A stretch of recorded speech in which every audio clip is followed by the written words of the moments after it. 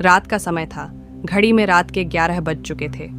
शहर की सड़कों पर सन्नाटा पसरा हुआ था। सिर्फ हल्की सी ठंडी हवा चल रही थी। राजेश, जो कि एक साधारण सा इंसान था, अपने ऑफिस से घर लौट रहा था।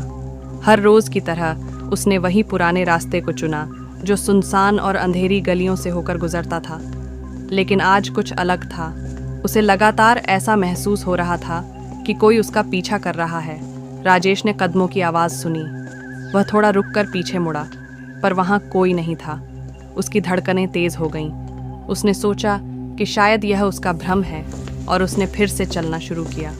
पर इस बार कदमों की आवाज़ और भी तेज हो गई।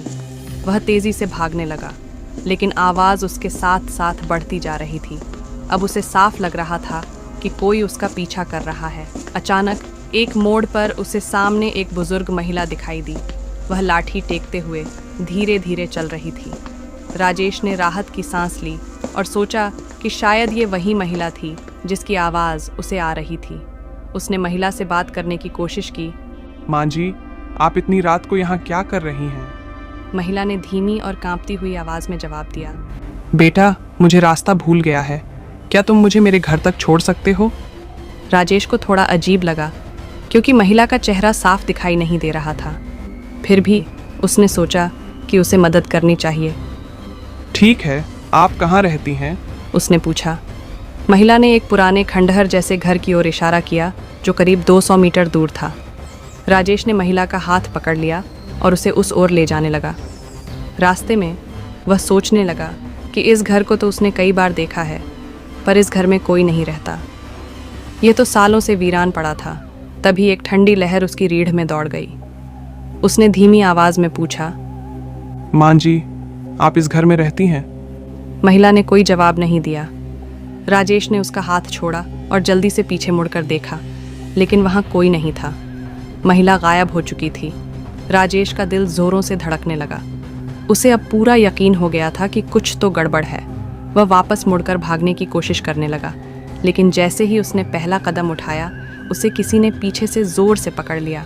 वह पीछे मुड़ा और उसे सामने वही महिला दिखी। इस बार उसका चेहरा बिल्कुल साफ था। उसकी आंखें लाल थीं, चेहरे पर झुर्रियाँ थीं और वह अजीब तरीके से मुस्कुरा रही थी। तुम मुझे छोड़कर कहाँ जा रहे हो?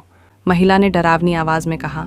राजेश का शरीर पसीने से तरबतर हो चुका था। उसने अपने आप को छुड़ाने की कोशिश की, लेकिन महिला की पकड़ बहुत मजबूत थी। तभी अचानक पास के पेड़ से किसी चीज के गिरने की आवाज आई। महिला ने अपनी पकड़ ढीली कर दी और राजेश ने यह मौका नहीं गंवाया। वह पूरी ताकत से भागा और पास के एक छोटे से मंदिर में जाकर रुका। मंदिर में पंडित जी ध्यान में बैठे थे। राजेश ने कांपते हुए सारी बातें उन्हें बताईं। पंडित जी ने उसकी बातें सुनी और फिर धीरे से मुस्कुराए। बेटा, तुम्हें उस महिला से डरने की जरूरत नहीं है।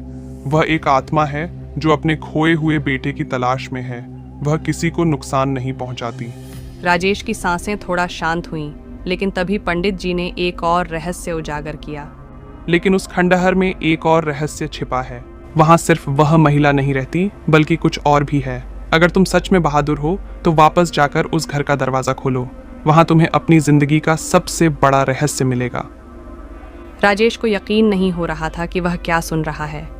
वह वापस उस घर में जाने की हिम्मत जुटा ही रहा था कि अचानक मंदिर के अंदर हवा तेज हो गई और दीपक बुझ गए। पंडित जी ने घबराते हुए कहा, अब बहुत देर हो चुकी है। राजेश ने खुद को संभालते हुए सोचा, मुझे इस रहस्य का पता लगाना ही होगा। उसने मंदिर से बाहर निकलने का फैसला किया, लेकिन जैसे ही वह दरवाजे तक पहुंचा, उसने देखा कि वही महिला फिर से वहां खड़ी है, लेकिन इस बार उसके हाथ में एक पुरानी चाबी थी। महिला ने चाबी उसकी तरफ बढ़ाई और कहा, यह चाबी तुम्हारे भाग्य का ताला खोलेगी। राजेश ने चाबी ली और महिला गायब हो गई। अब उसके पास कोई और चारा नहीं था। वह खंडहर की ओर बढ़ा। घर के पास पहुंचकर उसने देखा कि दरवाज़ा खुद ब खुद खुल चुका था। अंदर घुप अंधेरा था, लेकिन उसकी नज़र एक तिजोरी पर पड़ी। तिजोरी पर वही निशान थे जो चाबी पर थे। राजेश ने चाबी तिजोरी में डाली और जैसे ही ताला खुला, उसके अंदर से एक पुराना दस्तावेज निकला। उस दस्तावेज पर लिखा था, यह घर तुम्हारा है राजेश।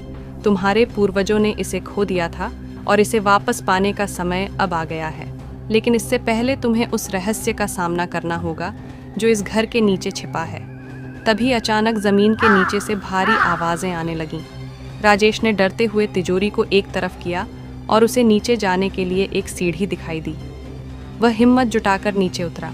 जैसे ही वह आखिरी सीढ़ी पर पहुंचा, उसकी आंखों के सामने एक अद्भुत दृश्य था। वहां सोने की मूर्तियां, हीरे और रत्नों से भरी तिजोरियां थीं। राजेश की आंखें चमक उठीं, लेकिन तभी उसे एक और दस्तावेज दिखा। दस्तावेज में लिखा था, धन का मोह तुम्हें बर्बाद कर सकता है।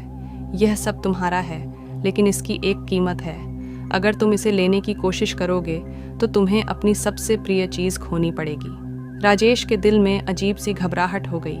उसने तुरंत फैसला किया कि वह इस धन को नहीं लेगा। जैसे ही उसने दस्तावेज वापस तिजोरी में रखा, नीचे की जमीन हिलने लगी। राजेश जल्दी से ऊपर भागा और घर से बाहर निकल गया। बाहर आते ही उसने देखा कि वह घर धीरे धीरे खुद में समा रहा था, जैसे कि वह कभी था ही नहीं। रात के अंतिम पहर में राजेश ने सोचा कि शायद कुछ रहस्य कभी सुलझाने के लिए नहीं होते।